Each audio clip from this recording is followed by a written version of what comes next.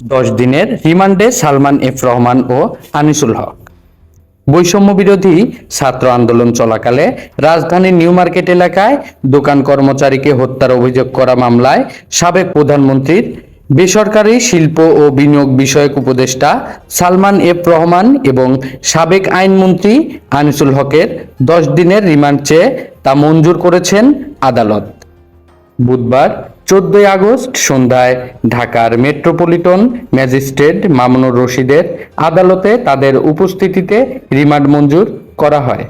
এর আগে রাজধানীর নিউ মার্কেট থানায় দায়ের করা একটি হত্যা মামলায় দুজনকে 10 দিন করে রিমান্ড চায় পুলিশ। এদিন আদালত প্রাঙ্গণে সালমান এফ রহমান ও আনিসুল হককে বহন করা প্রিজন ভ্যান পৌঁছালে সেখানে আইনজীবীরা ব্যাপক বিক্ষোভ শুরু করে। পুলিশের প্রিজন ভ্যানের সামনে চড়ে ভুয়া ভুয়া স্লোগান দিতে দেখা যায় আইনজীবীদের।